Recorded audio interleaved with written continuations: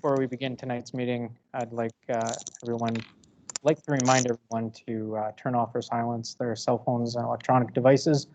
Obviously, if you need your device to function in this meeting, please stay connected with us and do not turn it off.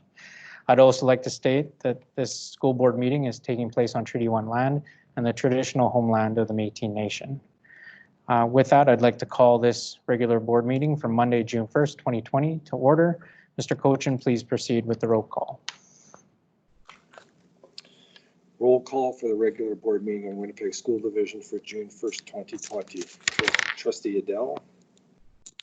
Here. Trustee Reed. Here. Trustee Dumont. Here. Trustee Shetkowski. Here. Trustee Chen. Here. Trustee Brout. Here. With that, we want to approve the agenda. Move by Trustee Adele, seconded by Trustee Chen, that the agenda be approved. Are there any additions?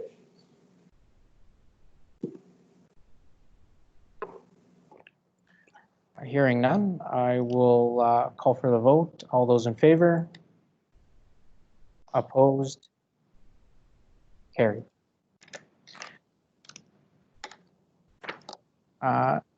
Next on the agenda is delegations. With that, I'd like to call upon Ms. LaVerendrye, who will be speaking on behalf of Ms. Kelly. And if we can connect to our delegation.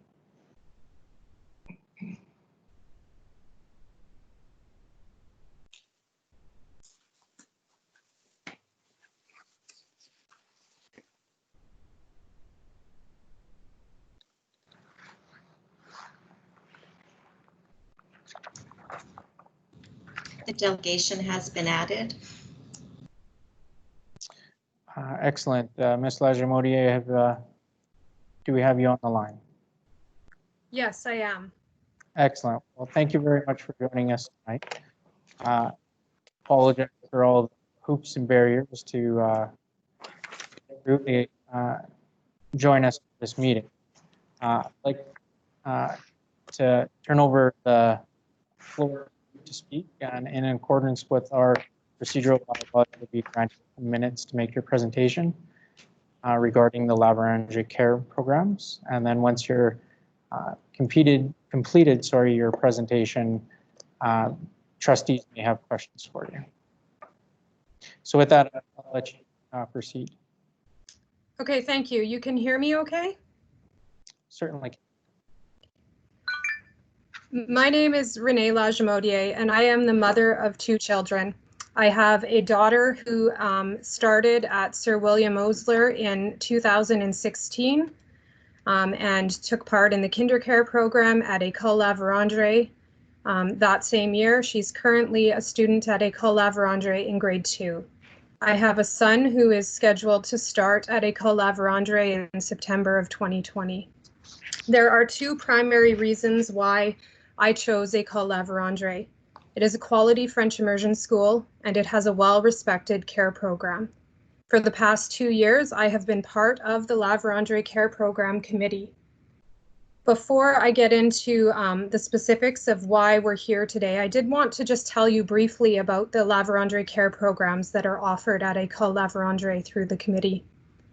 We have a KinderCare program, which operates for students who are enrolled in nursery or kindergarten at École LaVerendrye.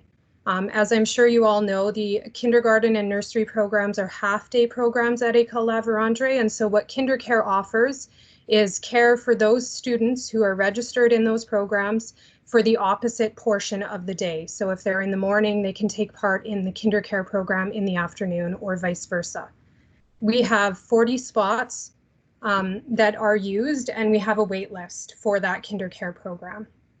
The next program that we offer is a before and after school program, and we have 113 students who take part in those programs. And lastly, we operate a lunch program, and there's 98% of the school population takes part in the lunch program that we offer. So we have a large portion of students at École LaVerendrye who take advantage of the numerous programs that LavCare offers. In terms of why we're here today, as our elected officials, it is your responsibility to set policy for the overall direction of the school division and to work cooperatively to serve the best interests of students and parents. Over the past 6 months, the Winnipeg School Division has unilaterally changed the requirements for our long-standing care program. There has been no consultation despite requests for meetings on our part. And I want to note at this time that there has been no policy change. There is no policy that requires LaVerendrye Care Program to be licensed. And importantly, our program is not running in contravention of any provincial legislation. So there is provincial legislation, the Child Care Community Standards Act, which requires child care facilities to be licensed. We are not running in contravention of that legislation. Rather, we are operating under an exemption. And our program, I would suggest to you, once you learn a bit about it, is actually an exemplary model program. It is 100% self-funded. It has a parent advisory committee. We've provided a number of documents attached to the material that we provided today. One of those is a comparison, between our programs and licensed programs. And what you'll see is that we meet most of the requirements that are set for licensed program. But I'll touch on some of the ones that we don't meet in a moment. So with that in mind, what you'll see from the timeline that we attached is that 6 months ago, the Winnipeg School Division contacted us by letter and told us that we needed to become a licensed program. And the following day, on December 4th, we contacted the individual who wrote us this letter, and I apologize, I forget his last name, but Nav Bassinder or something like that. And we made a number of inquiries at that point in time, and we were told that there's been no policy change, and we've confirmed that there have been no amendments to the policy, but that this is a best practices, and he made some suggestions. And so between December 3rd and January 21st, we made further inquiries, we looked up the legislation, we did a number of things, and we then responded on January 21st with a letter which was copied to many of the trustees for our area. January 22nd, of significance, our care program director and the chair of our committee attended a full-day workshop put on by the province with respect to licensing facilities. We then received a response from the Winnipeg School Division on January 28th, and the response essentially said, contact the province because we think you're in contravention of legislation. So we continued to make inquiries. On February 4th, we requested to meet with the Winnipeg School Division because these are really important decisions that we're being asked to make, really important changes that are being asked to make, and there's been no consultation. We were told on February 10th that there's no time to meet with us in the next while, but that they will follow up. We continued to make efforts to obtain information. February 24th, we confirmed indeed that we are not in contravention of any legislation, but rather we're working, operating under that exemption that I spoke of. And so March 3rd, we then followed up again with the school division and advised them of this. And the same day we were told by the school division, that's correct, you are operating under that exemption and you can continue to operate that way and we will follow up and meet with you. March 9th, we again requested for times to meet, and then everything went on hold. And obviously there's a lot of stuff happening in the world right now. COVID-19 played into that. We didn't hear anything from the school division until most recently, May 14th, we received their most recent communication, which I would describe as definitive unilateral mandate that if we don't do this, it's the end of our program. And so we're here today to speak to you about it and to make some further inquiries. What LaVerendrye Care Program would like to do is that we would like to continue to operate our program. While we recognize that some changes may be necessary, we would like the opportunity to work collaboratively to understand and implement any changes that are necessary in a way that does not destroy our program. I briefly mentioned that our program is an exemplary model program. In terms of that, I just want to provide you with a little bit more background. I can tell you that this program has been operating at École LaVerendrye for approximately 15 years. All of the programs amalgamated into one and have been overseen by LavCare programs since 2014. And just a little bit further background, in 2015, when there was construction happening at École LaVerendrye, and the young children who were going to that school were being bused to Sir William Osler, something that I'm familiar with because my 4-year-old child went to Sir William Osler to the nursery program and then came back to École LaVerendrye for the kindercare program. We were asked by the Winnipeg School Division at that time to run a satellite program of this same kindercare program. And I just tell you that because I think that's important information to understand about the history of our program. This isn't a program that just started up. This isn't a program that isn't respected, valued, and quite frankly, really important to the health of École LaVerendrye. And so what we're here today doing is we're here to ask you for support. We would like support from the school trustees to maintain this well-designed, flexible, and long-standing program. It is a program that is integral to the health of École LaVerendrye. I can tell you that as recently as May 2020, the principal at École LaVerendrye asked our program director to consider increasing the number of students who can take part in the kindercare program. And I just tell you that because that's an important piece to understand. This isn't a program where there's not many kids going to it. It's a program where there is a wait list. And the reason parents choose École LaVerendrye is in large part because of the care program that is offered. In terms of licensing, and I see on the screen here, you have some of the attachments we have. There's 3 main hurdles that we would have if we were required to license within the next 13 months. And those 3 main hurdles have to do, number 1, with our staff qualifications. Our staff are not qualified as early childhood educators. And I would just note that our staff are long-term staff. They've been with the program for a very long time. They meet the standards in many other ways. They have first aid and they have many training, but they haven't gone to school to be an early childhood educator.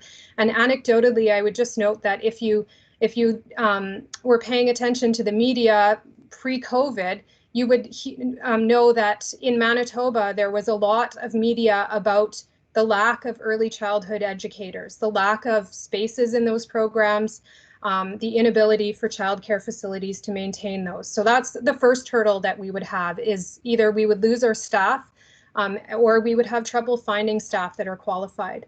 The second hurdle that we would have has to do with space modifications. We would need to change the zoning that we currently have, and that would require changing the zoning of the school, essentially.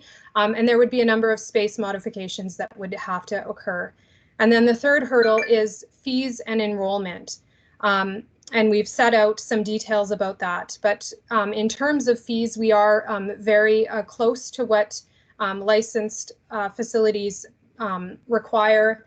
But importantly, we offer a lot of flexibility. One of the most important flexibility that we offer is, rather than bundling the before and after care programs together, we give parents the choice to choose before care, 1 slot of aftercare, or 2 slots of aftercare, and that allows them to pick and choose as they need. The third thing that would really be impacted is enrollment. If we were required to become licensed, not only would the fees go up, but the number of students who would be able to take part in our program would go down, and that's just by virtue of the requirements that would be needed in terms of the licensing. So when you think about those requirements, and when you put them in the lens of what currently is happening in our society, which is a public health emergency, there's an obvious impact that is happening from COVID-19 on the way that schools are operating, on the way that care programs are operating. And I would suggest that is going to continue to impact the 2020-2021 school year. And so with that hanging over our heads, that trying to happen, and then you combine that with the inability that we've had to actually have any sort of comprehensive discussion with the Winnipeg School Division, what I'm here asking you to do is to help to learn about our programs, to help us facilitate a meeting with the Winnipeg School Division so that we can work cooperatively with them, as opposed to what has transpired in the last 6 months, which is definitive, closed nature, unilateral direction. We would ask that our program, which again, as I've already said, is not in contravention of any legislation or policy, be permitted to continue to operate, not only for the integrity of the school, but for the parents that choose to send their children to this school, and for the students who go to this school and rely on these care programs. And so I'm just going to take a minute here to make sure I've touched on all the high points.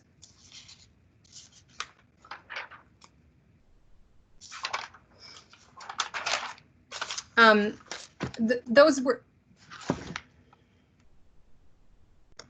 were the main things that I wanted to touch on. I obviously am willing to answer questions as needed and to engage in any conversation, and am hopeful that you had an opportunity to review the material that we provided, and that you will be able to not only support LaVerendrye care programs, but that you will be able to assist us in terms of moving forward.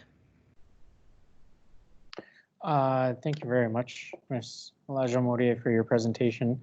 Just, as a reminder to trustees, if you have any questions, please refrain from entering into debate, and that questions are for clarification only. So with that, I'll start our speakers list, and please let me know either through the chat or verbally that you'd like to speak, and I'll get started, and we can start asking questions of our delegate.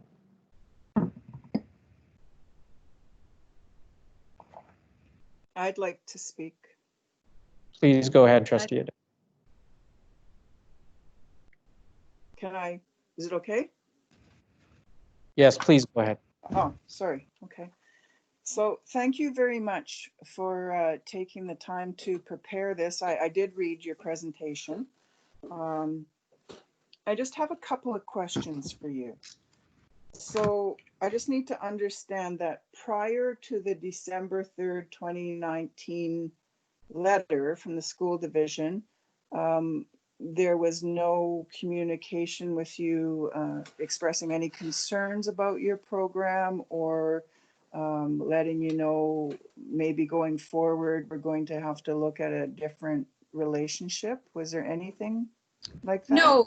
No, there wasn't. And I can just provide you a bit of background. We sign a permit, a one-year lease permit with the Winnipeg School Division every year. And as I said, I've been on the committee for 2 years, and I can tell you during those 2 years, and for some time before that, we had been trying to engage the school division in a conversation about expanding our permit to, or our lease to, a 3-year lease rather than a 1-year, because it seemed sort of silly to always be working on a 12-month basis. And we were continually told, no, 1 year is all we can do. And so we signed the lease in, I believe it was September for that school year. We actually had a meeting on December 2nd, one of our regular meetings, where we discussed, okay, how can we have this discussion again with the Winnipeg School Division about extending the length of that term? And then it was the following day that we received it, and our chair did contact the individual who wrote the letter to have a discussion about this. And we were told that there were no specific problems with our school, but that this was our care program. This was something that was being approached with all care programs. The other piece that we haven't really focused on is they want to start charging us rent as well. And quite frankly, rent is much less of a concern to us than the licensing piece of it, and that's because of the concerns that I've already highlighted with respect to the impact that licensing would have on us. Okay, thank you. And I'll just ask my second question. I highlighted a couple of things in your letter. If you could just clarify for me, at one point in the letter, you're talking about it is unrealistic for a program to become licensed within the time frame. So from that, and then your second sentence is we are seeking to continue to operate under a long-term exemption. So just from those two comments, I'm unclear if things did have to change, if you would just be asking for more time because of COVID-19 and everything that's going on, or if you're really just saying, you know, thank you for, you know, saying that we could become a licensed childcare, but we choose not to for all the reasons you named, and you would just prefer to, you know, keep your exemption. So I'm unclear if you would even be open to being a licensed childcare if the time frame changed, or it wouldn't matter what the time frame is. You would just prefer to, you know, stay with a long-term exemption for all the reasons you gave. I think our number one priority is to maintain the program that we have, and that includes the staff that have been there for a long time, that know all of the students in the school, that are involved in the before and after program, that have followed those kids through from nursery to kindergarten, and now are seeing them as, you know, grade 4, 5, 6 students who are moving on. So in terms of our ultimate goal, it would be to continue to operate as is, mindful that we are complying with policy and legislation, that we are operating with this exemption, that there have been no complaints or no concerns about the way that our program runs. So that would be our ultimate goal. Having said that, if licensing is something that the school division really thinks is important, we would like to know why it's important. We would like to have a collaborative discussion. We would like to be able to discuss, okay, if that's what you really want, then this is what it looks like for our program. We would like the opportunity to help our staff become educated, and that's going to require a number of phases. And so perhaps we need to run for the next 3 years unlicensed on the understanding that we're meeting certain goals, or maybe it's 5 years. I don't know. We would need to enter into those discussions, and those discussions haven't been even responded to in a slightly positive way. And so yeah, we're open to change if that's what's required, but we would like the opportunity to have that discussion and not be have it foisted on us without any sort of collaborative approach, mindful of how important this program is to the school. Thank you very much. You're welcome. Thank you for your questions. I have some questions. I do as well. I have a speakers list started, so I will go with Trustee Dumont next. I have Trustee Reed following that, and then I have Trustee Chen, and then I'll ask again for speakers. So Trustee Dumont, please proceed. Great, thank you. First, I just want to say thanks for the presentation. I've been aware of this issue for a few months. I was at that South District meeting that you note in your presentation materials, which I also really appreciate. I think they do provide a good level of detail on sort of your challenges. I just have a couple of questions just to clarify just some of the impacts of licensing would have on the program. I guess first of all, just wasn't clear here. Do you guys operate a summer program? We do operate a summer program. Okay, and you know, you said near the end that if you guys had to get licensed, the number of kids you could serve would go down. So you did say that you guys meet the ratios now. It just wasn't clear to me sort of why that would happen, as well as how many kids that might impact. And I don't know if you've got that right in front of you. I'm not able to provide you an exact number, but in the beginning, I talked about the breakdown. We have 113 students currently in our before and after program. If we became licensed, then those before and after program slots would have to have one ECE per so many students. And right now, the amount of students we have in that before and after care, like it would just, the likelihood is it would impact those numbers. And I can look into providing you further details about that. But what I can tell you right now about the staff that we hire for our before and after school program, it's university students in our community, in our neighborhood, and it's parents in our of our school kids or grandparents of our school kids. These are not people who are interested in becoming ECEs, but they're doing it as part-time jobs because it's a short period of time. You know, the after-school program runs from the main slot is 3 to 5 o'clock, and then we have also a number of kids who take part in the 5 to 6 o'clock slot. The before school program is obviously before 8:30 in the morning, and so that would be the main impact on the number is the ability to have qualified staff to be monitoring the number of students who take part in the before and after school piece of it. Thanks, that's helpful. And then just lastly, on the fee structure, you had you talked about this flexible fee structure that parents have, so they don't have to pay for maybe time they don't need or want. Is that something that also goes away with licensing, or is that a provincially mandated thing, or would that be something you could keep going forward? I think it's something that we would have to look into. I'm sorry, I'm not good with being able to pull up my documents, and I don't have a printer at home, so I haven't printed out the material. But my understanding is that there is a fee structure that the province mandates, and I think that the before and after are lumped together all together. The other piece of it that's really difficult in terms of the legislated piece is the government grants. The government isn't offering any capital grants right now to licensed daycares. The wait list for that is significant. And so if we were able to maintain that flexible approach, it's still a significant amount of money that's going to have to be increased to comply with that. And that goes to the parents. We're 100% funded by fees. Currently, the excess money that we make goes back to the school in terms of donations. That's in the material, and we're flexible in terms of offering subsidies to families who are unable to meet certain fee amounts. Our program director works with them to make sure that we're offering it, but we're not relying on any money from any other sources. Okay, thank you so much, and thanks again for coming in, or for virtually coming in to meet with us. You're welcome. Thank you, Trustee Dumont.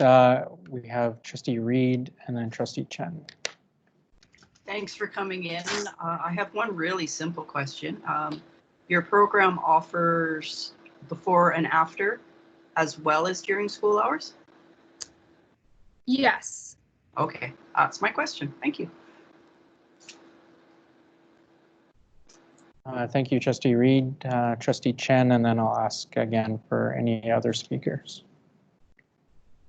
Yes, thank you so much for making the presentation. And while you were speaking, I was making note on my other device, so I apologize if it looks like I'm not looking at you directly. Thank you for providing a document and a clear timeline at the end of the document, and up until COVID-19 delay, it reflects my understanding of the timeline for this issue. I first heard of this issue around the beginning of February, and because Ward 3 doesn't have a trustee, so I brought it up to Trustee Dumont, so I was included in the emails on this issue with the board office. Like you mentioned that not having sufficient childcare space is an issue in Manitoba, and myself has preschool children, and I also hear from parents who struggle with finding childcare space, after school care for elementary children, or dealing with half-day nursery and kindergarten. So I do think that your program serves the purpose of filling the gap by providing spaces for preschool and school-age children.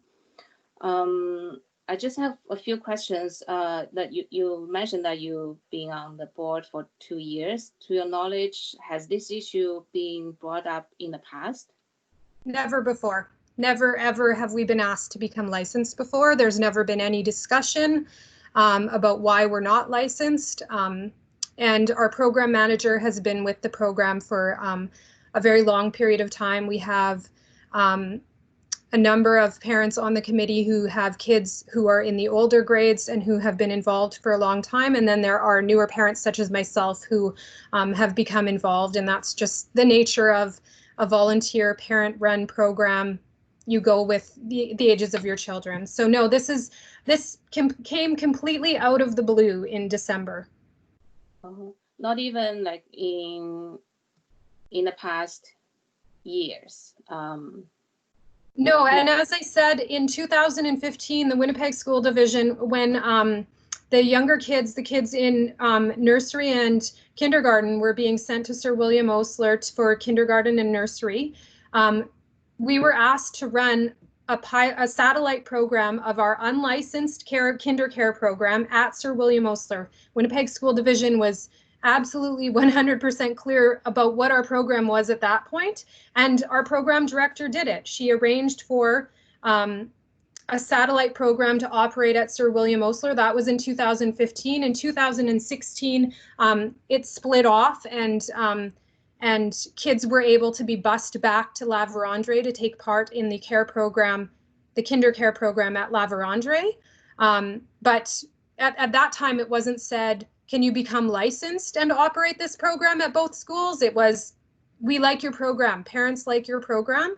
Can you help us to offer it at both schools? Because shipping kids to this school really far away for only 2.5 hours a day is going to be a problem for parents who work. So if there's a care program that they can take part in and a care program that they trust, that you are operating, then perhaps you can do it. And so, no, there's never been a discussion as far as I know, and as far as I've been told by the program manager who has been with the school for a long time. Okay. And you said you attended, representatives from your program attended the provincial workshop regarding licensing. And do you know how long it usually takes to become licensed? I mean, imagine without pandemic, how long it usually takes, and how long it would delay under the current situation. I mean, it's hard for me to give a number on that, because really the thing that it comes down to is our staff. The day that we open as a licensed facility, we have to have qualified staff, and we don't have qualified staff right now. They don't have that education, and they would need to get that education. So that's the first piece of it, or we would have to find people who have that level of education to come into the program. The other pieces of it, I imagine pre-COVID can happen, within a number of months. I know that we were contacted by the provincial childcare office in the beginning of March to say that to inquire whether we were going this route or not, and that was when we learned about that the school division, was going to continue to support the exemption at that point in time, and we thought was going to have a discussion with us. So I can't tell you, but that's the type of information that we are willing to obtain, that we are willing to provide in terms of a collaborative and cooperative approach. If we're given time to help our staff get to the point where they can continue to be staff at this program, if it has to become licensed, I think that's the biggest piece. The other piece is the space modifications. I'm not sure about the zoning, how long it would take, but obviously that's information that we could obtain. Mm-hmm. Do you have insurance? Yes, I believe we do. Okay. Well, I do think that your program is very important to the community, to the parents, to students. I also understand that there may be some concerns regarding liability, sustainability of the program. such as fees and staff. But I will support your request of meeting with the school division administration to work collaboratively on this issue. Thank you. Thank you. Thank you, Trustee Chen. Were there any other trustees with questions? Chris, I would like to ask a question. Trustee Shakowski, please proceed. Yes, my question, thanks to my colleagues, have covered a lot of it, but you were saying that the staff that you have are grandparents, you know, under this jurisdiction. I'm asking, are they going through vulnerable checks? Do they have any kind of? All of our staff go through a child abuse registry check and a criminal records check. And when I mentioned university students and grandparents, that's in our before and after care program. In our kinder care program, which operates during the day for the kids who are only in the half day program, nursery, kindergarten, half day program, it's not grandparents, it's regular working aged people who have gone through all of the checks, who have all of the qualifications in terms of first aid and things of that nature, food handling certificates. They just don't have the diploma from a college for early childhood education. Okay, thank you very much. With that, I believe we do not have any other speakers or trustees asking questions. So thank you very much, Ms. LaVerendrye, for your presentation to the board this evening. We will follow up with you in the future as to next steps, and I think you'll hear from the board at some point soon. Thank you. I appreciate your time. With that, we'll move on to our next delegation, and I'd like to ask Ms. Lapointe to connect us with our second delegate.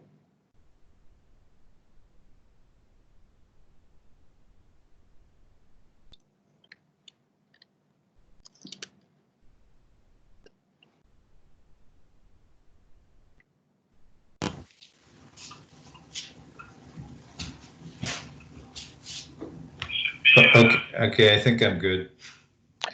Mr. Sims, I believe we have you on the line. Yes. Excellent. Thank you for joining us. I'd like to remind you, you've been through this before, but so you're well aware that we'll grant you 10 minutes to make your presentation to the board, and then trustees will follow with questions, and a motion isn't required to receive your presentation.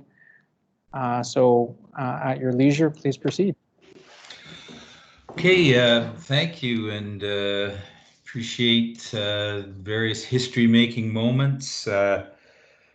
Earlier in the month, we had our first ever CEDA board meeting on Zoom, and first ever presentation to the board on Teams, so we get to practice all our different skills. So thanks for the opportunity. I appreciate all the staff that went to the effort to make this happen in terms of accessibility to the community at the board meetings. I think some of these challenges are the new normal, and I appreciate all the work that the staff's doing on this. I just want to talk about two things around, some of the things that from a community organizations point of view that works to support education in the inner city with the COVID pandemic. And I have the slide presentation, so yeah, I'll move to this first one. I just think some of the speed that everything's happening to people around the COVID pandemic, I thought it was interesting when you looked at the transition from horses to cars. In New York City in 1900, there were 100,000 horses that were the primary source of transportation. A lot of manure in New York. Apparently that was a big motivation to make changes. In 1908, the number of cars surpassed the number of horses. So in an 8-year period, we saw a transition beginning, and by 1920, the transition in New York from horses to cars was pretty much complete. So you know, we see a 20-year period and change of technology in a big city like New York. We know one of the big challenges with the COVID pandemic is that in a matter of weeks, students, parents, and teachers were grappling with the transition from in-person to online learning. So we know these are huge, quick challenges that are happening in our community. If I could go to the next, I guess I can do that, eh? Oh, there we go. One of the things we've been looking at in trying to support the schools divisions is this whole issue of the digital divide, which was always an issue, but has become even further exacerbated with the COVID pandemic.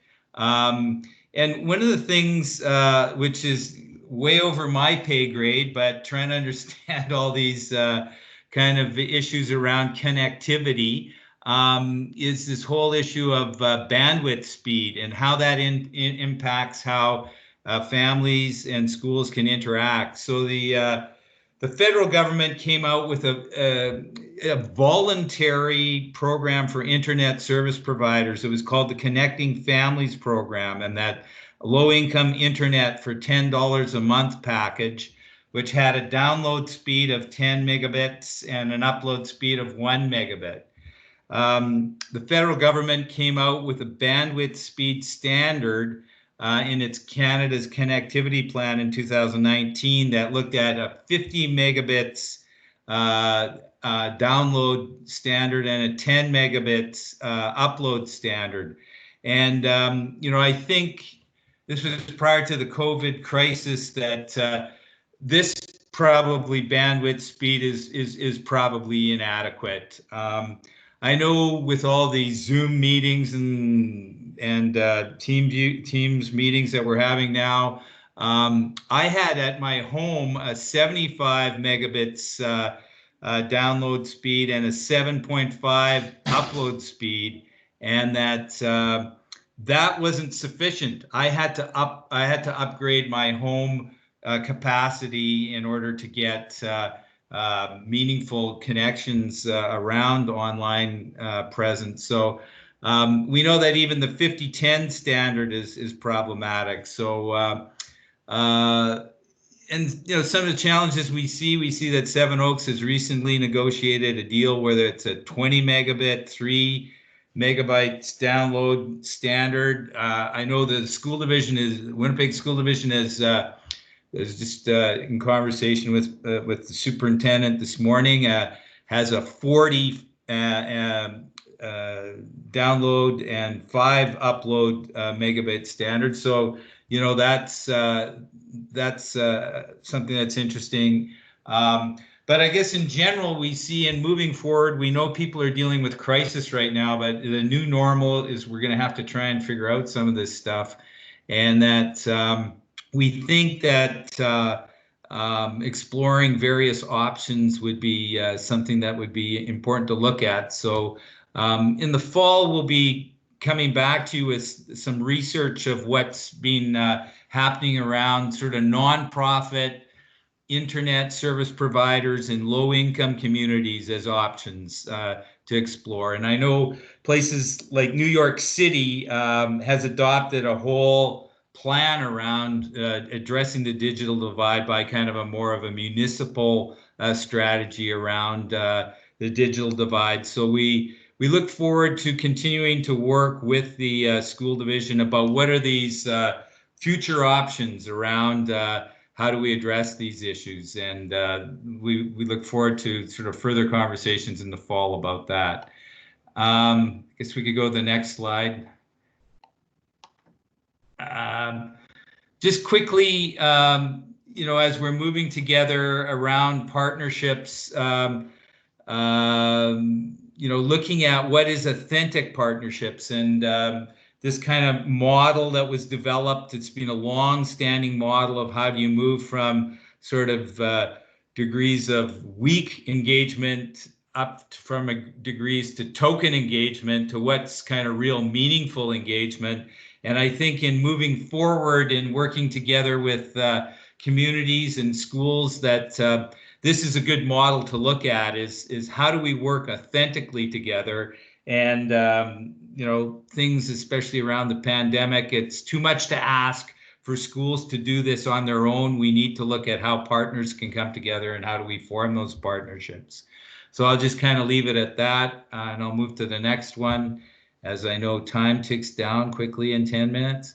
And I kind of wanted to highlight what I think is a really good, authentic partnership. And I really appreciate the leadership that Superintendent Pauline Clark and others have put into this issue of what are some of the things we need to do to meet the challenges of this pandemic. And that we know that kids, especially a lot of kids in the inner city, are disengaged. And so we've explored this kind of back to the future approach of looking at a summer enrichment program for grades 7 to 9 students in the about 3 decades from the 70s to 2000. CEDA worked in partnership with the Winnipeg School Division to develop a program for grade 1 to 6 kids.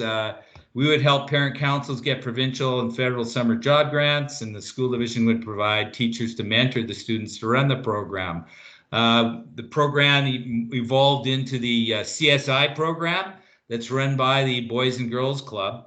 And we think that's a really important program to deal with the issue of summer learning loss. So I really appreciated being able to sit down with Pauline Clark, and we looked at, like, wow, there's really a lot of challenges that young kids are experiencing right now. And especially for the older kids, what could we look at doing? And so we talked about the old summer enrichment program and how the community and the school division worked in partnership together to get something going. So we said, and I appreciated, we said, look, if we don't try, we know it won't happen. And if we do try, it still might not happen. But, I'd like to say that, I think we're pretty much close to being able to launch this initiative this summer, and there's still some I's to be dotted and T's to be crossed. We're looking at 5 to 7 junior high sites. There'll be 24 participants per site, which is public health order compliant. We're looking at about hiring 28 to 30 summer students, probably value about $100,000 in provincial and federal government funding. We're looking at about $125,000 in funds for program supplies, including food and student incentives. We're looking at, we want to confirm this, but having a stipend at the end of the summer, the 4-week period that kids would be able to qualify for. We're also looking at working with Wrench so that they could walk away with a bike as well at the end of the summer. And to date, we've raised $65,000 of these funds. The Winnipeg Foundation has been a strong contributor in this. The CEDA has put up some money, and we're just waiting for one other philanthropic organization that's going to get back to us next week about the remaining $60,000. And we're just finishing conversations with how the partnership can work with the school division in terms of for a 4-week period, some teacher partnership in the program, which would be voluntary in terms of people applying for these positions.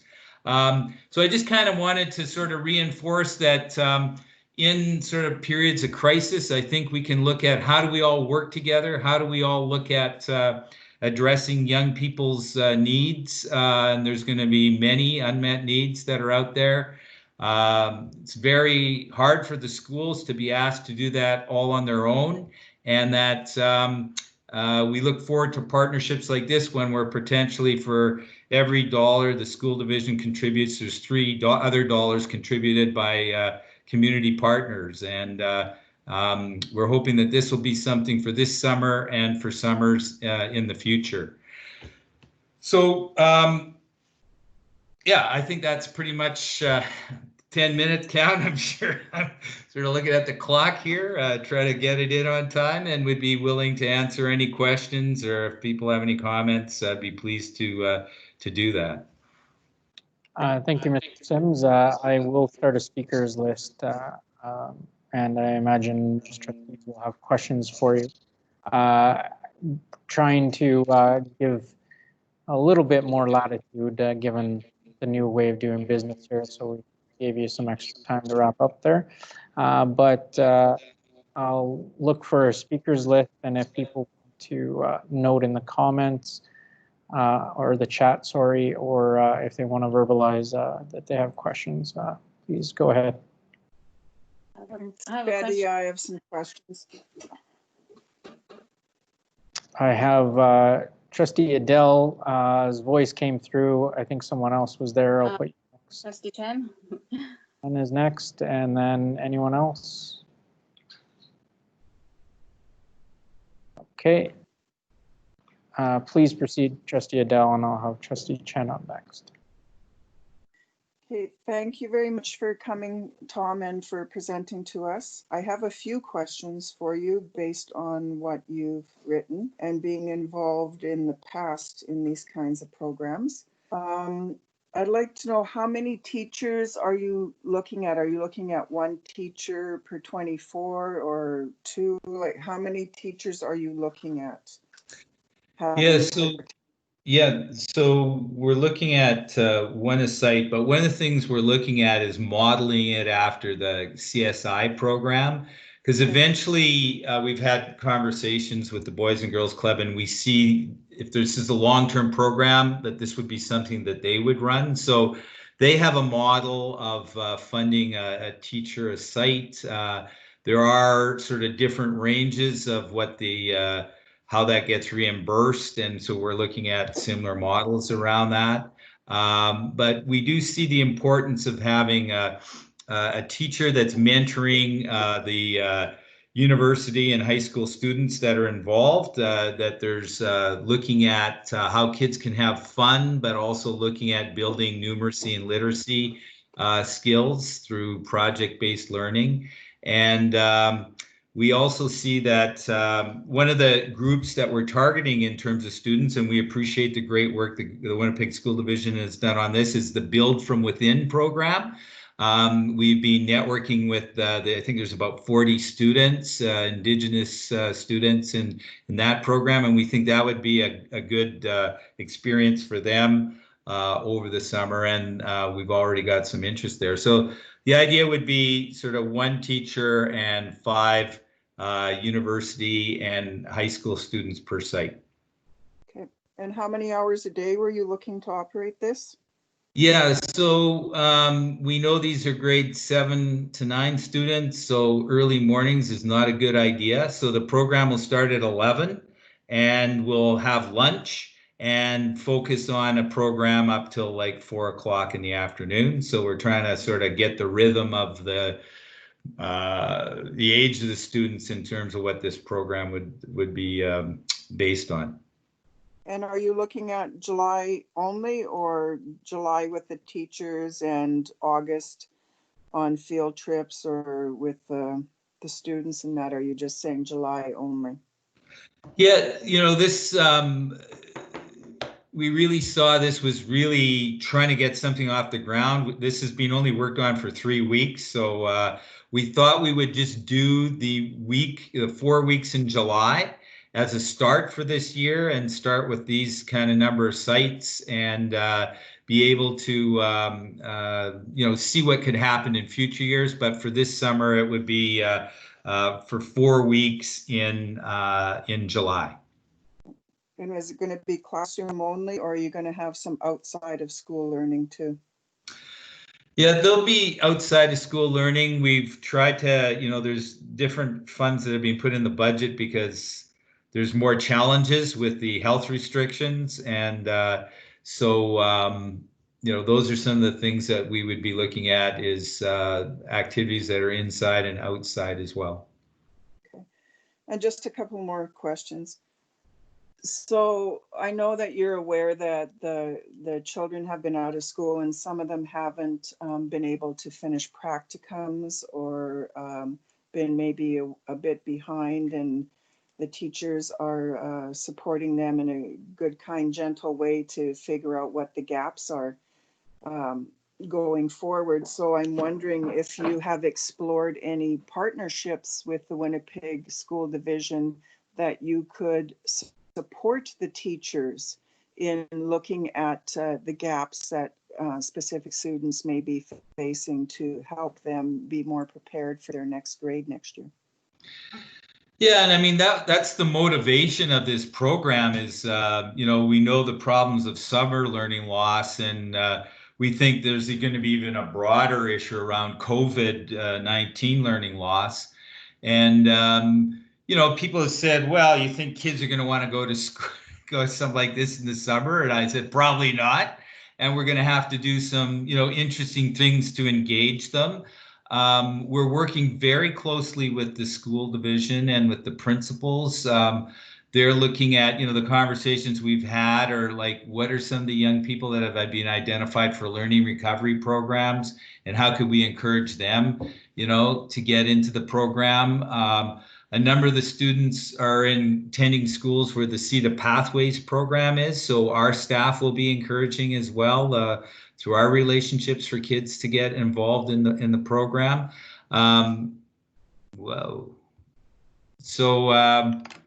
We'll have to see how that all works out. Well, you've sort of answered my next question. What was your plan to promote the program? Because you are right, like there will be some students who have been struggling for all these months and maybe have not been so engaged, even when, the TAs and the teachers have brought them homework and made themselves available. Sometimes when you don't have support at home, you just sort of leave it and go outside or watch TV or play games and that. But you seem to have a good sense of how you're going to promote it. And I guess my last question to you is around protective gear. Like what is your plan to make sure that there will always be access? Like, I know people are talking about, well, 6 feet difference and whatever, but I keep on thinking of asymptomatic people. So and we keep on saying, asking people like, are you sick? Do you want to go home? But asymptomatic people will not say that to anyone because they don't feel sick. So what is your plan to try to protect the staff and the youth? Like, or do you have access to masks, or like what's your plan?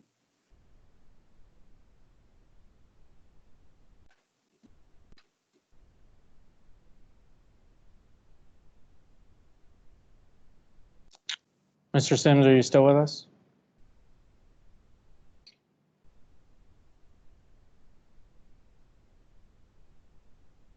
Mr. Sims?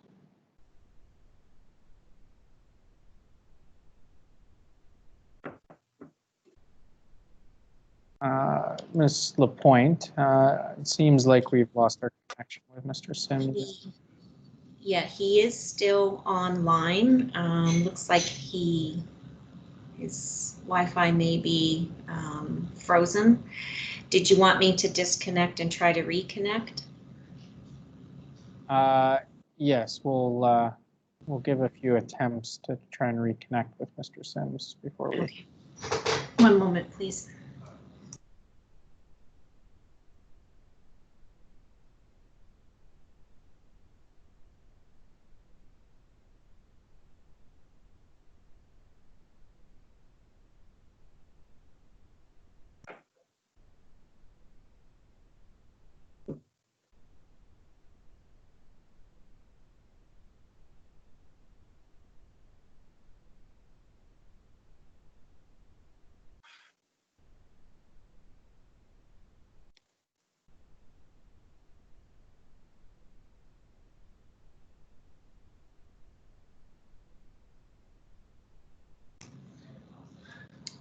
Trustee Broughton, it is indicating that Mr. Sim is unavailable. I did try 2 times already. Okay, well, I think we try Mr. Sims at least a third attempt, but maybe Okay, one moment. a moment or two before we try again, and then I'll make a decision at that point.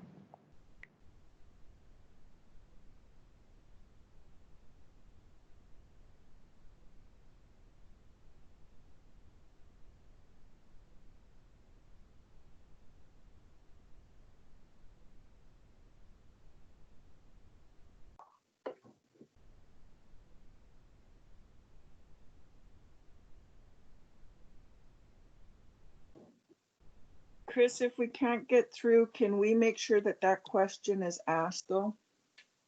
My thought process, Trustee Adele, was that because there's other trustees that have questions, that we would find a mechanism to submit all of our questions. Okay. See. Sorry about that, it froze up. No worries. Thank you very much for sticking with us, Mr. Sims. I think Trustee Adele's question for you, I don't know if you captured all of it, was around health and safety and ensuring the resources were available, and did you have a plan for dealing with health and safety and meeting provincial guidelines on health? Yeah, I mean, this is a partnership with the Winnipeg School Division, so whatever the standards of the Winnipeg School Division is, that will be the standards that we will use, and we see the training is very important. We also see that having a smaller number of students is a good way of modeling out testing things for the fall, for when schools will be opening up, and that so that will be a big part of the training, and we'll be working closely with the Winnipeg School Division to ensure the standards are what they are in the schools in terms of the expectations. Trustee Adele, was that all the questions you had for Mr. Sims? Yep, that's it. Thank you. Thank you. I will move on to our next trustee. I have Trustee Chen and then Trustee Dumont. Trustee Chen, please proceed. I'd like to thank Mr. Sims for always being so engaged. And we know the impact of COVID-19 on the learning outcomes for low-income students and vulnerable students, including Indigenous and newcomer students, is an issue, and that has been brought up by the community. During the COVID-19, when I participate in the meetings with the ethnocultural communities, this issue has been repeatedly brought up by the ethnocultural community leaders and newcomer parents. And I'd like to thank CEDA for proposing this partnership with the Winnipeg School Division and providing the potential opportunity to all these students who really need to be engaged, to be continually engaged during the summer and to operate this summer enrichment program. So I just have a couple of questions. And in your presentation, you said there are potentially 5 to 7 school sites. Do you already have those schools in mind, or? Yeah, like this is, we're all still got to dot the I's and cross the T's, but we think that's the way things are these days, is that if you want to get things done, it is more crisis orientated in terms of the planning and stuff like that. And I appreciate how receptive the Winnipeg School Division has been in looking at how do we do that. So, we want to target the kind of that junior high age. So some of the schools, like it wouldn't just be in the North End. So there's like schools like Gordon Bell and Hugh John MacDonald and Nichimakwa. We're looking at Isaac Newton and possibly we're seeing St. John's. We'll look at sort of some kind of site where David Livingston and William White, because there's grade 7, 8 programs in those schools, might gather more around Nichimakwa School. So we're targeting sort of schools that are in the inner city that serve grade 7 to 9 students. Those would be the sites. Okay. And do you see that when your program does the recruitment, will it reach the full capacity? Well, that'll be the big question, right? And that's where we're saying if we don't try, we won't know, So, we want to have a kind of a nice stipend at the end of the school year that will be attractive, or the July month that will be attractive enough. So that might be one motivator. You could make a little dough if you show up to this thing. We're also looking at working with Wrench and saying that there's bikes that you could get out of this thing. We also, are really working closely with the school division staff to have a fun and engaging program. And I must say, with our CEDA Pathways program, sort of peer word of mouth is important. Like if they say, hey, yeah, it's a cool thing, we should check this out, that happens. So that we will need to look at,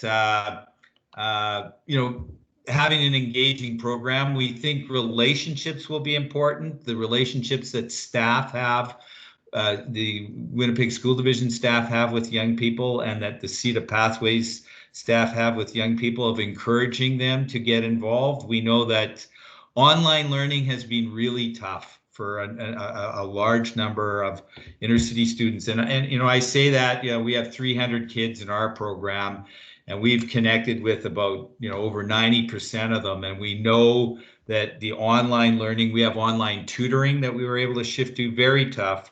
We know the school divisions have gone to great lengths to sort of get printed material out to families, and that's been outstanding. The challenging thing has been, what's coming back, right, in terms of what's getting done. And so we know that in-person opportunities is really critical, and that's why we're trying to get this summer thing going.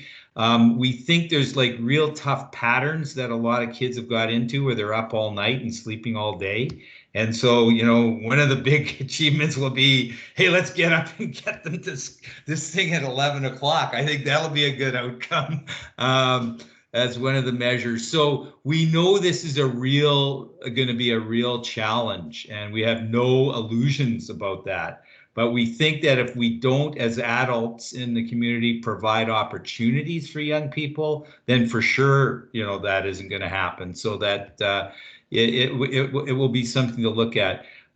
We are hoping, though, that this is something that can be every summer, so that we've always thought the grade 7, 8, 9 kids haven't really had much to do in the summer. We'll learn more what does connect with them, and that our hope is that there'll be a CSI program for grade 1 to 6 and a CSI program for grade 7 to 9. This time around, Boys and Girls Club were saying, hey, we're stressed out just being able to pull off 1 to 6. If CEDA can help sort of incubate this, there's some interest over the year to talk about how do we have this as kind of a grade 1 to 9 program for the summer moving forward. Mm-hmm. Yeah, I totally agree. I do want to echo what Trustee Ada has said, that some inner city students have been struggling in the past months with online learning. And we know that the expectation of parents assisting students learning at home is just not realistic for many families for various reasons. And I know some newcomer students, they do want to go back to in school classes, and it's a better option for them, and they want to go out. So I'm hopeful that your program will be a success. Thank you. Thank you. I have Trustee Dumont next. Hi, thank you for joining us tonight and in your presentation. A lot of my questions actually have been answered already, but I do have one with respect to sort of the recruitment of students. You mentioned, you're already starting to think through some of the challenges of encouraging kids to come on out and enticing them. On the assumption, and even if maybe it's not fully subscribed, are there any types of restrictions to which kids can participate in these programs? Are they just from the certain area? Are they just from those schools that end up participating? Or is it to any student in the Winnipeg School Division from 7 to 9 that feels that they need to take advantage of a program that's out there? I think like all other trustees have been getting, communication from parents wondering what's going to be available for summer programming. Yeah, and like I say, this probably should take about a year to put together, and we put together in 3 weeks. So we wanted to then sort of have a focus. And so initially we are going to focus on the inner city schools and these 5 to 7 schools. I guess one of the big things we see, when we think about the new normal, if young people are struggling to get on Google homework and on Teams to talk to their teachers, that isn't going to go away in the fall. It isn't like, oh, when this is all over, we'll go back to normal, right? And I really worry about kids that aren't able to make that transition. And so, a little bit of what we'll be doing is, how to help kids get familiar with some of those kind of things over the summer, because if we're looking at this COVID learning loss, is that there is this transition that we got to make, and if we don't make it, kids will fall further and further behind. So we see just engaging kids is, like you say, going to be tough. And then what are some of these kind of things that are going to be an ongoing issue, including into the fall? The other thing that we'd like to talk about, and I had to blast through, I only had 10 minutes. I appreciate what, you get presentations, so you got to do that. But that issue of authentic partnerships, we think is really important, that schools shouldn't feel like you're on your own here. Like, we need to get the community all working together. And I know, like, when we were going around talking to the philanthropic organizations, and we were talking to the levels of government around funding for student funding, and I know this is small peanuts compared to the multi-million-dollar budgets you have, but there was a sense of, yeah, we really got to support the young people and do something, and that it just can't be the schools doing it on their own. So that was positive. And, I guess just moving forward in the fall around some of these challenges is, if schools are going to have times like, only certain days kids will be in, we've been talking at CEDA about how we could maybe shift some of our programming to the daytime too, and not after school, so that if they were, Monday in school, maybe there's Tuesday, there's some opportunities to be in some of these sites, so that, once again, schools and communities are working together to support young people. So, I just think this idea of partnerships is important, and that, this summer enrichment program is a good example of that. And that, moving forward, I think there's going to have to be a lot of thinking out of the box in creative ways. And at the bottom line, and that's what this summer enrichment program is all about, how do we put the young people's needs and issues and at the forefront, and think about how we do that. So, yeah, unfortunately, this is just going to be targeted to this group of schools. But, as we build learning and strength, we can see what happens in future summers. Thank you. Thank you, Trustee Dumont. Were there any other trustees with questions?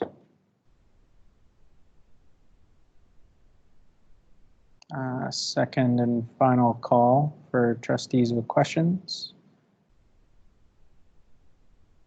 Hearing none, Mr. Sims, I have a couple questions for you.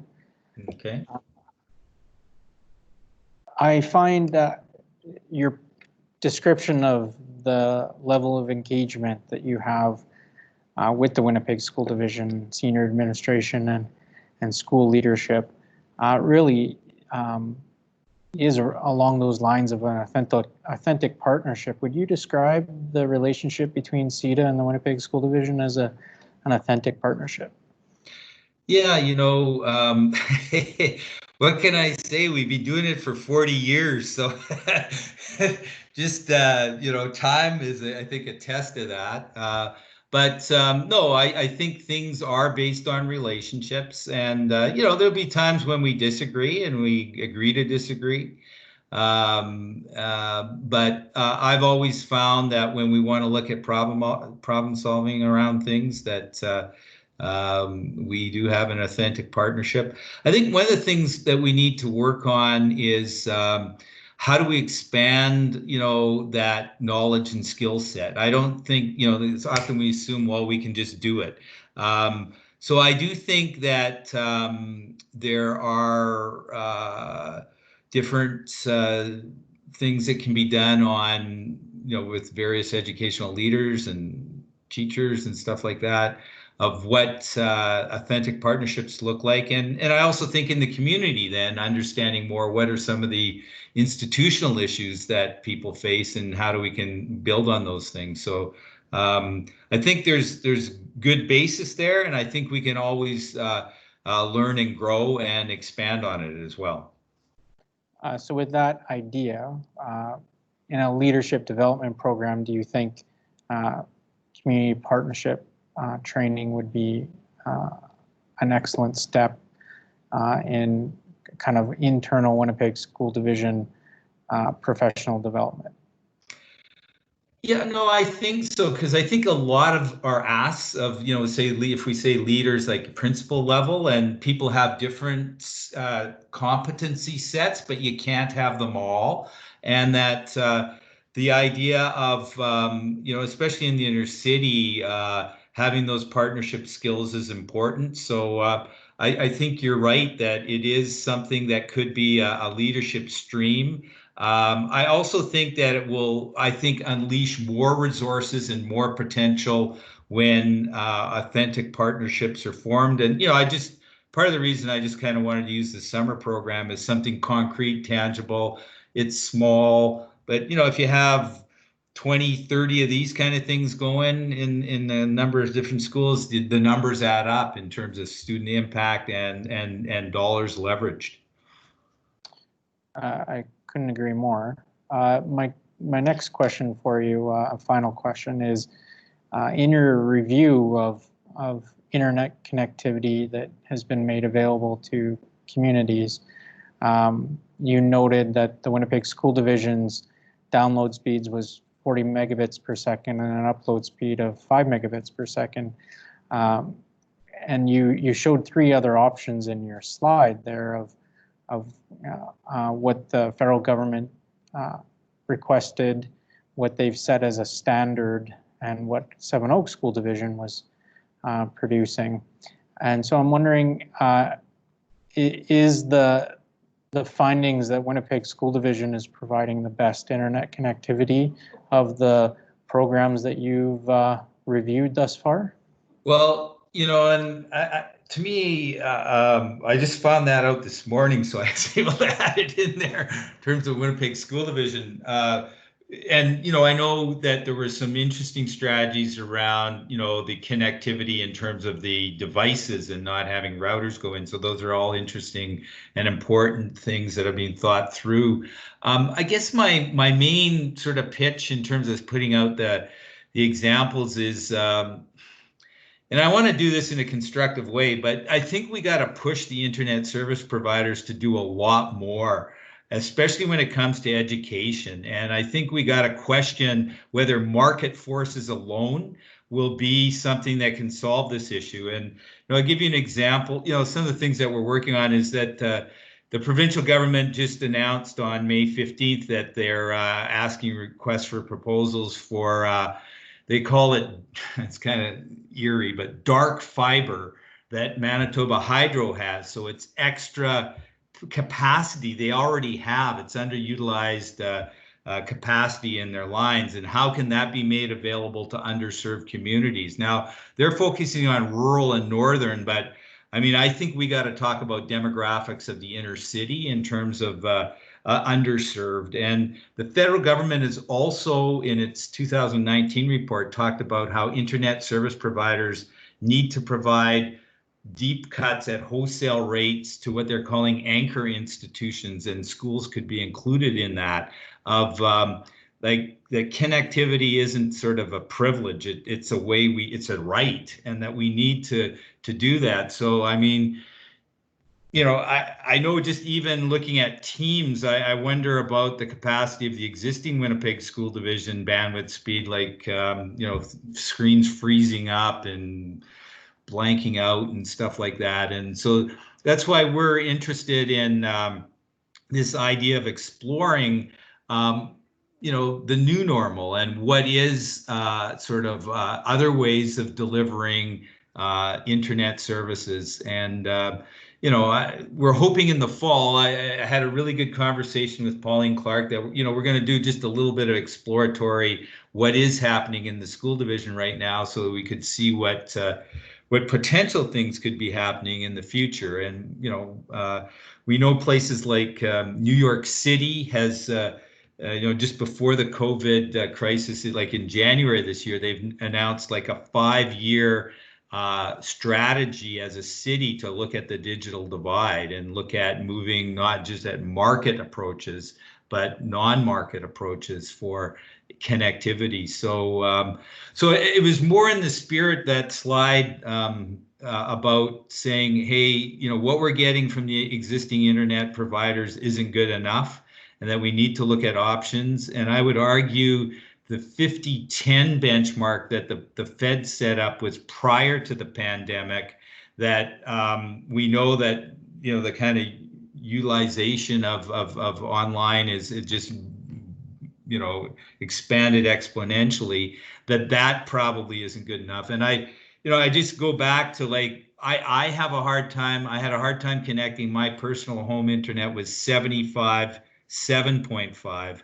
I'm at now 315 upload and still having challenges. So I think a 50-10 thing is problematic. So at the end of the day, how can we creatively look at some different things? And so it was in that context I was just trying to sort of bring attention, is that what the private sector internet service providers is not going to meet our needs, and how do we look at options, and that education institutions as anchor institutions could be interesting partners with communities on that. Having a conversation on Friday with people in Detroit that have taken this very sort of, in inner city Detroit, they call them mesh networks, that are a form of internet connectivity in low-income communities, and they're sort of cutting edge of some of this stuff. So we're seeing, like, maybe there might be some opportunities here in Winnipeg to look at as well. Thank you very much, Mr. Sims. I look forward to continuing our authentic partnership with you as we look at that issue and many others. Again, very much appreciate your presentation to the board today, and we will follow up with some communication in the near future. Okay, thanks very much. Thank you. With that, we'll move on to section 3 of our agenda, or sorry, section 4 of our agenda, and moved by Trustee Reed, seconded by Trustee Shikowski, that our minutes dated May 4th, 2020 be approved as distributed. Trustees, all those in favor? Opposed? Carried. Reading of communications and petitions, moved by Trustee Dumont, seconded by Trustee Shikowski, that OC 07-20 from Dana Rudy, Deputy Minister, Manitoba Education, directing school divisions to proceed immediately with their expenditure reductions as proposed in the division submission of its financial and workforce management plan, and that this correspondence be received as information. I'll see if there's any discussion on this correspondence from trustees. I'd like to ask a question. Please go ahead, Trustee Adele. So I don't think it was connected to this. There was something I read that's connected to this. I just want to make sure that I'm understanding it, that the provincial government is going to look at school divisions that were operating below the average of administration costs to review what they were doing, so that they would give them time, instead of a blanket statement across all the school divisions, regardless of how they were spending their money, that there was going to be time for the government to have a talk with school divisions who were operating below the average on their expenditures around administration. Is that correct? I'll ask someone from the administration if they have the answer to that question. Mr. Coach. Yes, through the chair. So we did get the same correspondence that some school divisions haven't met the average of other school divisions in terms of the savings targets they submitted through template. You can rest assured, though, that Winnipeg School Division is not one of those. We got that confirmed, Pauline and I, on last Thursday when we were talking about another matter, that we weren't one of those school divisions that had under reported on savings. Thank you.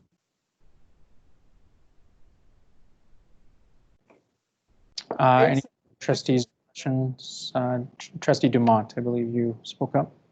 Yeah, just the letter does ask if there are changes to a plan that the department is to be notified. Do we know with the whole,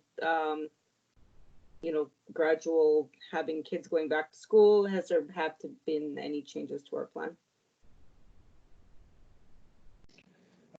There won't be any significant changes to our plan in terms of the way we presented it. You'll recall that we submitted approximately 9.4 million in savings. The greater majority of that was layoffs for staff that we haven't called back. There's some other savings, but we don't contemplate submitting a change to our original plan.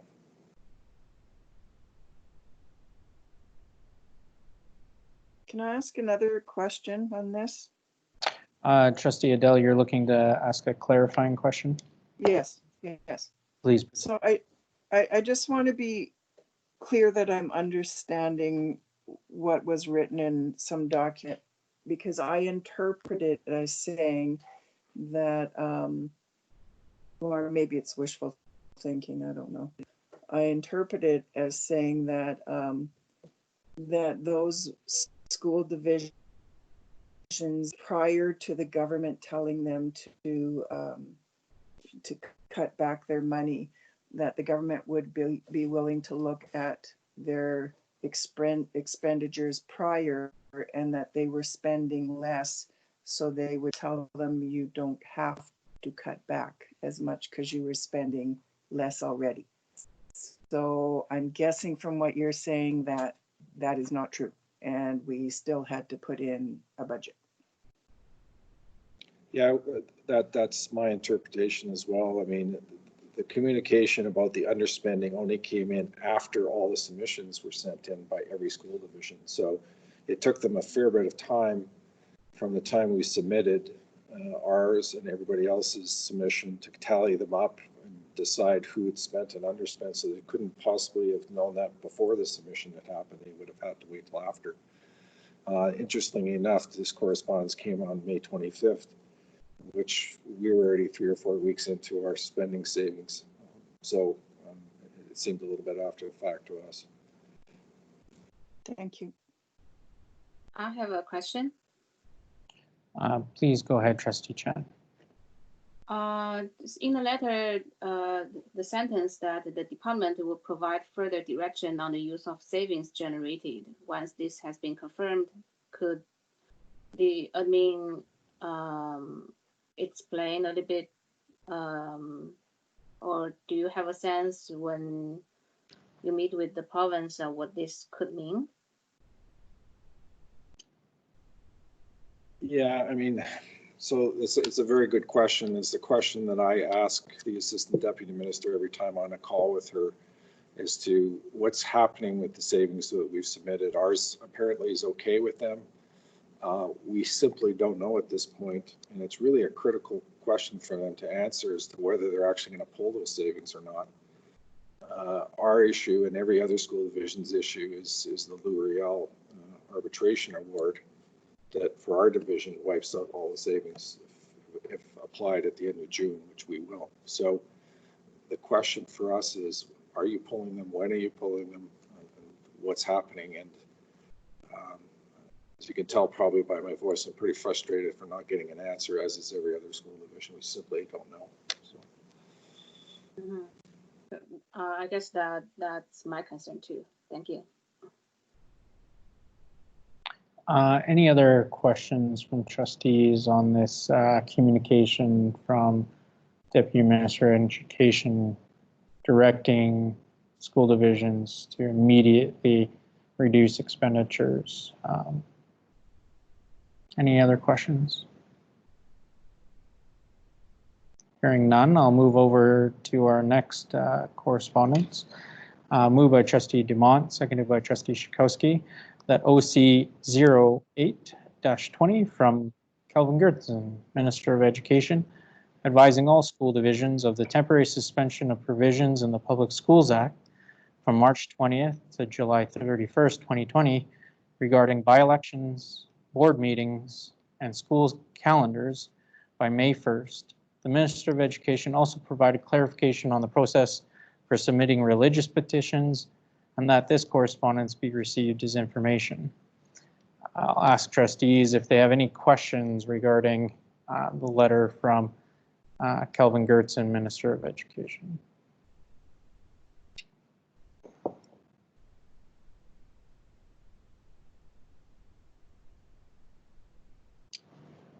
Just one more check-in, make sure that I haven't missed anyone looking to ask questions. Hearing none, I have a question for the administration. Does this letter suggest that the by-elections that the Winnipeg School Division had planned and that had to postpone due to the pandemic, does this mean that we won't be able to conduct those by-elections between now and the end of September 2020? Through the chair, to the chair. So this letter suggests to the end of July, and then we do have a board item in this package to address that very issue. And we're suggesting to the board that they write a letter to the minister to seek clarification on the question you just asked. Thank you very much. And just one last check-in with trustees. No questions on this correspondence. Hearing none, all those in favor? Opposed? Carried. Presentation and consideration of reports. Superintendent's report number 6/2020 dated June 1st, 2020. And so the first item in the superintendent's report is Cecil Road School envelope upgrade. I have moved by trustee Chen, seconded by trustee Reed, that subject to the public schools finance board approval, the tender of U-Build Incorporated to supply all materials and perform all work in connection with the envelope upgrade project at Cecil Road School be accepted in accordance with the plans and specifications therefore, for the total amount of $2,102,623 being the tender price, including provincial sales tax, excluding goods and services tax, and that the proper officers of the division be authorized to enter into a contract with U-Build Incorporated for carrying out of the work. Is there any discussion? Hearing none, all those in favor? Opposed? Carried. Moved by trustee Adele, seconded by trustee Szytkowski, that St. John's High School band and music room lift upgrade recommendation be moved, and that subject to the Public Schools Finance Board approval, the tender of Tractus Group Incorporated to supply all material and perform all work in connection with the band and music room lift upgrade project at St. John's High School be accepted in accordance with the plans and specifications therefore, for the total amount of $277,460 being the tender price, including provincial sales tax, excluding goods and services tax, and that the proper officers of the division be authorized to enter into a contract with Tractus Group Incorporated for carrying out of the work. Is there any discussion? Hearing none, all those in favor? Opposed? Carried. Third on the report is Isaac Brock School Elevator and Ramp Addition. Moved by trustee Reed, seconded by trustee Chen, that subject to the Public Schools Finance Board approval, the tender of Garden Construction Limited to supply all material and perform all work in connection with the elevator and ramp addition project at Isaac Brock School be accepted in accordance with the plans and specifications therefore, for the total amount of $1,258,824.60 being the tender price, including provincial sales tax, excluding goods and services tax, and that the proper officers of the division be authorized to enter into a contract with Garden Construction Limited for carrying out of the work. Is there any discussion? Seeing none, all those in favor? Opposed? Carried. Number 4 on the agenda, technical vocational high school window replacement. Moved by trustee Chen, seconded by trustee Reed, that the tender of Rayner Construction Services Incorporated to supply all material and perform all work in connection with the window replacement project at Technical Vocational High School be accepted in accordance with the plans and specifications therefore, for the total amount of $523,219, being the tender price, including provincial sales tax, excluding goods and services tax, and that the proper officers of the division be authorized to enter into a contract with Rayner Construction Services Incorporated for carrying out of the work. Any discussion? Seeing none, all those in favor? Opposed? Carried. Number 5 in the report, Lord Nelson Inclusive Playground Enhancement. Moved by trustee Schakowsky, seconded by trustee Reed, that the quotation of Playgrounds R Us to supply all material and perform all work in connection with the Inclusive Playground Enhancement Project at Lord Nelson School be accepted in accordance with the plans and specifications therefore, for the total amount of $133,521.83 being the quoted price, including provincial sales tax, excluding goods and services tax, and that the proper officers of the division be authorized to enter into a contract with Playgrounds R Us for carrying out of the work. Any discussion? I have a question. Please proceed. The total revenue raised is obviously more than the total that the Playgrounds R Us is going to charge. What would happen with the excess funds in a case like that? So through the chair, we immediately keep it in reserve for any change orders that come through, which often happens with construction projects. Should those change orders not go through, the money would likely go back to the Universal Building Fund, because that's the, pardon me? Thank you.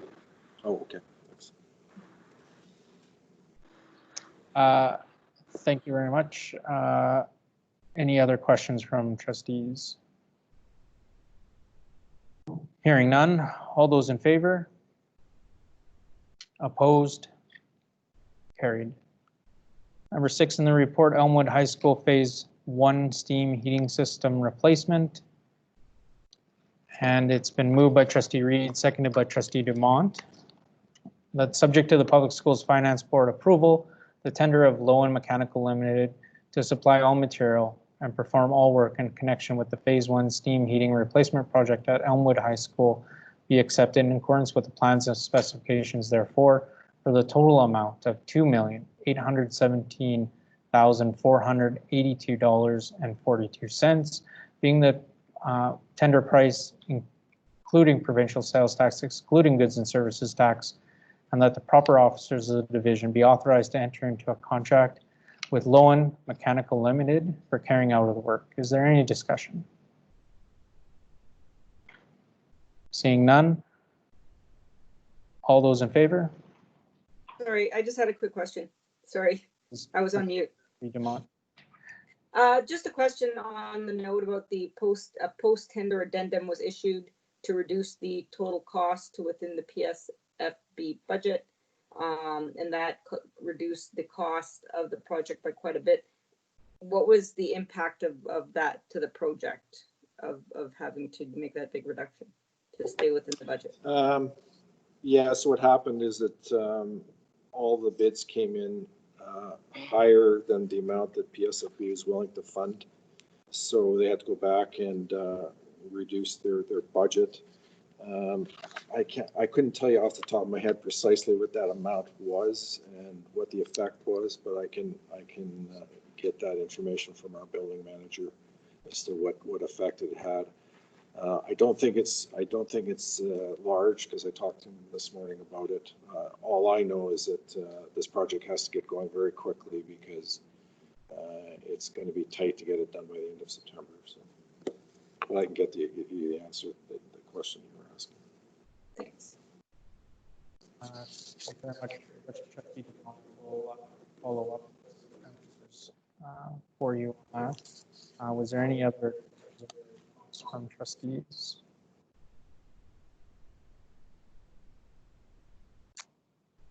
Seeing and hearing none, I'll call the question. All those in favor? Opposed? Carried. Number 7 in the report, classification of schools, moved by trustee Dumont, seconded by trustee Adele, that in accordance with the terms of the collective agreement, the classification of schools and the administrative positions relating thereto be as follows. And there is a table available to trustees in their board package. And so it's quite a lengthy table, quite a bit of information in there. I'll ask trustees if they have any questions regarding the classification of schools. I have a question.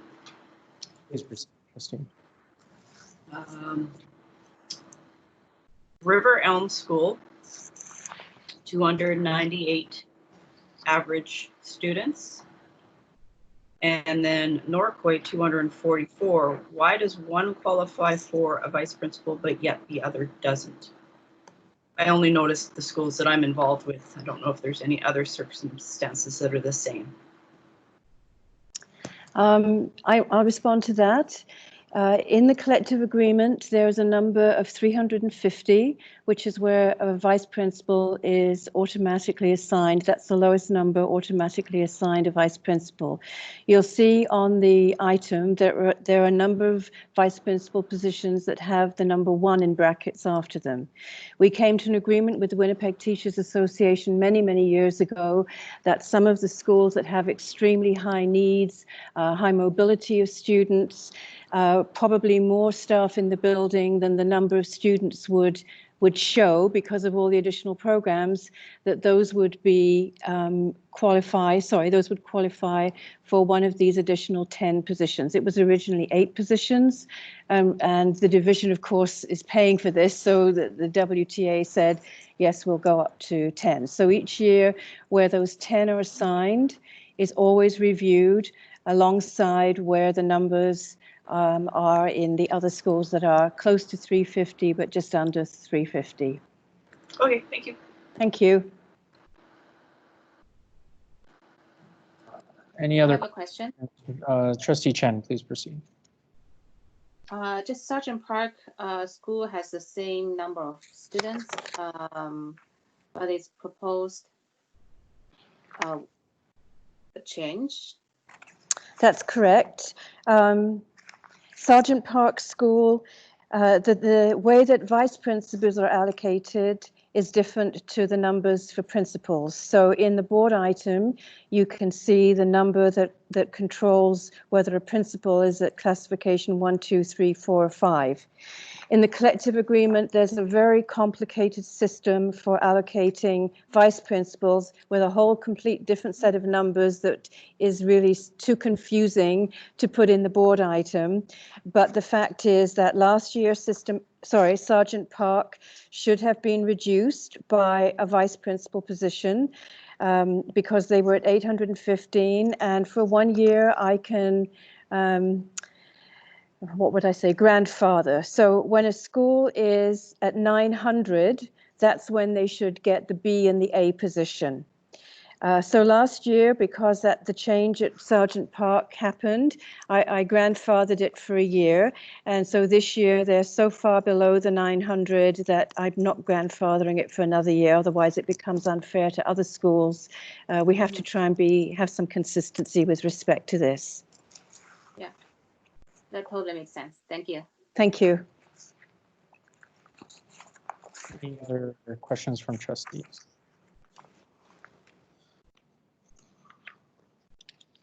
Hearing none, I'll call the question. All those in favor? Opposed? Carried. Thank you very much. We'll move on to new business. Moved by trustee Reed, seconded by trustee Dumont. That bylaw 1289 a bylaw of the Winnipeg School Division for the purpose of borrowing $3,374,000 for certain building projects be read a second time in short. Any discussion on this bylaw? Hearing none, all those in favor? Opposed? Carried. Mr. Cochin, please proceed. A bylaw of the Board of Trustees of the Winnipeg School Division for the purpose of borrowing the sum of $3,374,000 and of issuing a debenture and or promissory note hereinafter called the security therefore. Thank you. Moved by Trustee Reed, seconded by Trustee Dumont, that the rules be suspended in order for bylaw 1289 to be read a third time in short. This requires unanimous consent of the board. So with that, all those in favor? Opposed? Carried. Moved by Trustee Reed, seconded by Trustee Dumont, that bylaw 1289, a bylaw of the Winnipeg School Division, be read a third time in short and passed. Any discussion on bylaw 1289? Hearing no discussion, all those in favor? Opposed? Carried. Mr. Cochin, please proceed. The bylaw of the Board of Trustees of Winnipeg School Division for the purpose of borrowing the sum of $3,374,000 and of issuing a debenture and or promissory note hereinafter called the security therefore. Thank you very much. Moving on to agenda item 7.2, bylaw 1290, first reading, borrowing bylaw. Moved by Trustee Reed, seconded by Trustee Dumont, the bylaw 1290, a bylaw of the Winnipeg School Division to authorize the borrowing of monies from any bank or credit union upon credit of the Winnipeg School Division for the year 2020 be now introduced and read a first time in short. There's no debate on first readings. All those in favor? Opposed? Carried. Mr. Cochin. A bylaw of the Winnipeg School Division to authorize the borrowing of monies from any bank or credit union upon credit of the Winnipeg School Division for the year 2020.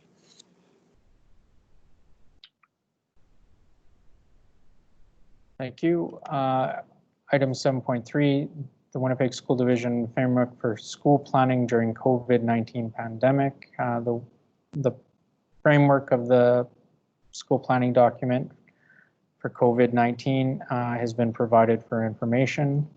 Is there any questions from trustees?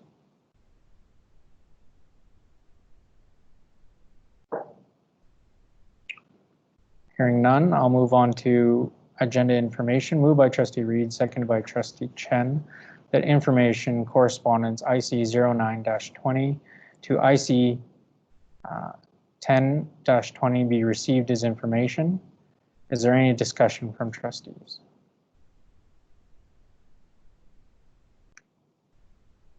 Hearing none, all those in favor? Opposed? Carried. Moved by Trustee Reed, seconded by Trustee Chen, that Superintendent's Information Report number 5-2020 be received as information. Any discussion on the Superintendent's report? Hearing none, I'll call the question. All those in favor? Opposed? Carried. And then we'll move into business matters as defined in Rule 44.7. Moved by Trustee Adele, seconded by Trustee Chakowski, that the board move into business matters as defined in Rule 44.7. All those in favor? Opposed? Carried. Thank you very much.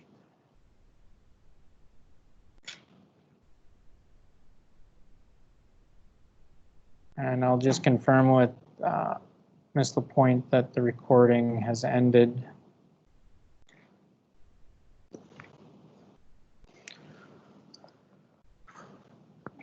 And I note that we've been at this for a couple hours. Do trustees need a moment?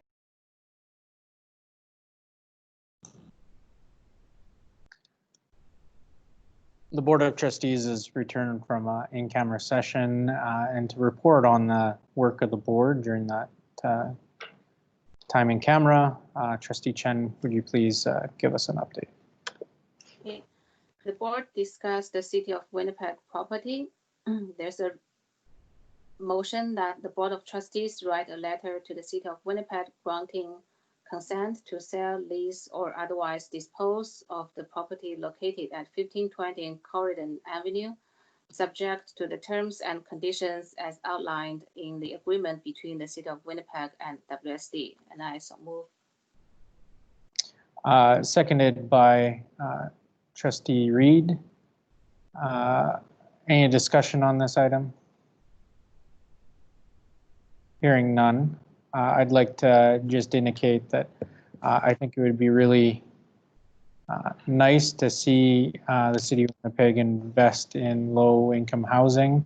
I think a housing unit in this area of the city, as well as right next to a school, would be advantageous to not only the City of Winnipeg, but the Winnipeg School Division, and I hope that the City of Winnipeg will give some consideration to how it disposes of this land. With no other discussion, call for a vote. All those in favor? Opposed? Carried. Recording of meetings is discussed. By-election issue is discussed, and the board provided the direction. Suspension of classes, verbal updated is provided to the trustees. Board meetings is discussed. Trustee Chen, I'd like to jump in there on the board meetings and just make a comment. I want residents and community partners of the Winnipeg School Division to be aware that that the Board of Trustees is available during COVID-19, that any presentations to the board are welcomed and will be received, and we will work with those partners and members of the community to find a way to receive their presentations, even when physical distancing requirements are in place, and even if we aren't physically gathering for meetings. So if at any time someone wants to bring information to the board, to please contact our board office. Please go ahead, Trustee Chen. Okay. Personnel matters, a motion that the appointment outlined in the confidential memorandum dated June 1st, 2020 from the Chief Superintendent for Kent Road School be approved. And I move. Moved by Trustee Chen, seconded by Trustee Reed. Any discussion on this appointment? Seeing none, all those in favor? Opposed? Carried.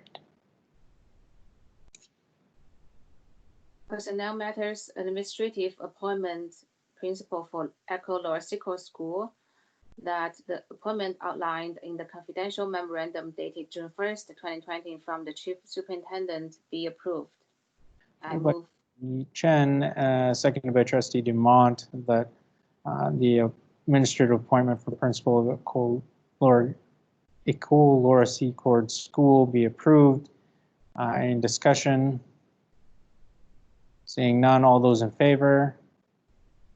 Opposed? Carried. Personnel matters, administrative appointment principal for Echo Laxton School, that the appointment outlined in the confidential memorandum dated June 1st, 2020 from the Chief Superintendent be approved. I move.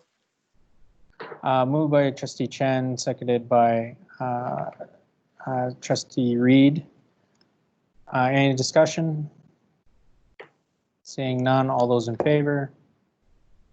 Opposed? Carried.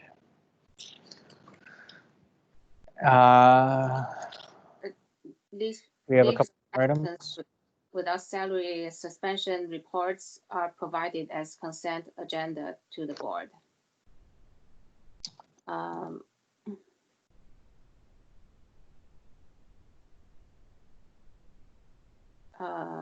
Closed camera session item,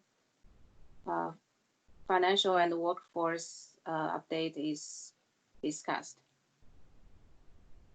Excellent. Thank you very much, Trustee Chen, for your report from our in-camera session. With that, I'll move by Trustee Shakowski, seconded by Trustee Adele, that the meeting be adjourned. All those in favor? Opposed? Carried. Thank you very much, and good night, Winnipeg. Good night, everyone. Good night. Good night.